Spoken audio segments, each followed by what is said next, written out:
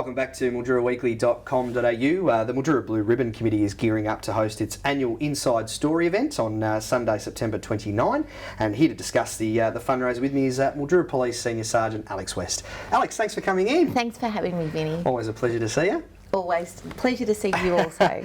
Before we jump into what's planned for September 29, can you firstly, I guess, just give our viewers who may not be aware of what Blue Ribbon is and what they do, I guess the role they play specifically locally and I guess a little bit about the group's history. Yep. So the Blue Ribbon Foundation is a foundation that's supported by Victoria Police, but is not run by Victoria Police. Yep. So the Chief Commissioner is a patron of the foundation. The foundation was begun purely and simply because people in the community wanted to recognise fallen police officers, and coincided with the Fallen Police Officers Day in September.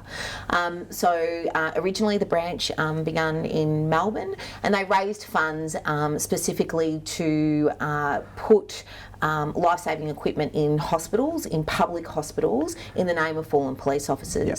It was so wonderfully received by the community that branches started to pop up in regional areas, and the Mildura branch has been in existence for approximately 20 years.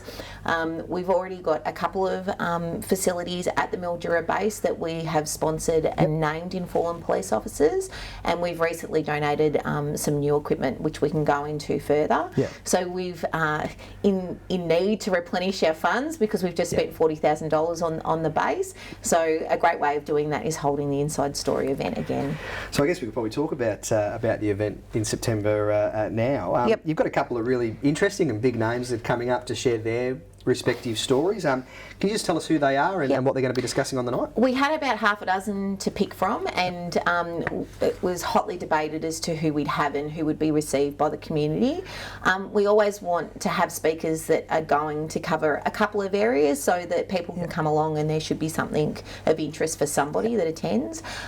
The first speaker that we have is former police Air Wing member Daryl Jones.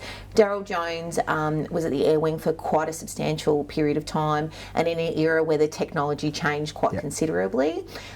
He was on duty at the time of the Sydney to Hobart race, and was involved in the Sydney to Hobart incident where they lost quite a number of yacht members, including American and Australian citizens. And he comes along, dons his flight suit, and he actually has the video from the rescue. Oh, wow. So you actually see the rescue happening live. That's sensational. It is. It's the technology that was used by the Air Wing at the point in time was state of the art. So it's a fascinating presentation to see.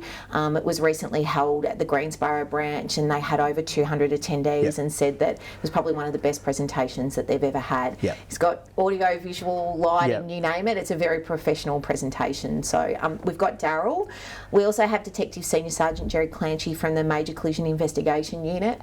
The committee spoke in depth about having this presentation because of the sensitivity of it. And Jared actually speaks about investigating Mr. Farquharson, who tragically killed his 3 young children on Father's Day. Right.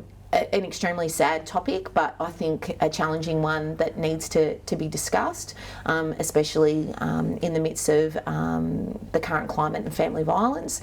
And he does a presentation in regards to how they investigated and successfully prosecuted him for the death of those 3 children. So 2 very diverse and different speakers, which should appeal to, I guess, a whole range of people. We hope so. It's a great opportunity to be able to see something, you know what I mean, in person. Absolutely. Rather than watching, say, a true crime story on TV. As you said, all funds raised on the night go towards purchasing life-saving equipment for Mildura Bay Hospital. You mentioned you've just forked out $40,000 for them, but I know it's been a lot more than that over your 20-year run. Absolutely. How much have you raised in the past? How much has been invested back? And what sort of pieces of equipment are we talking about? So the first piece of equipment that we donated quite some time ago, and please excuse my pronunciation, which was a glidoscope, which was used in the emergency department. That was our first donation quite some time ago. Our next biggest donation was we actually paid for a whole resuscitation unit at the emergency department. So if you've unfortunately definitely been to the emergency department. When you walk in on the right-hand side, it's the John Glenn resuscitation unit. So the room and also all the equipment was donated, and that was over and above $100,000 to set that up. Yeah, absolutely. I can speak from personal experience. My partner was treated in that room when he had a massive heart attack. So, you know what I mean? I am very grateful that the foundation was able to raise the funds and donate that room, because he may not have been here if we hadn't have done that. Very recently, we spent $40,000 on 2 V680 ventilators, which are capable of both invasive and non-invasive ventilation, so people that require assistance with breathing in emergency situations.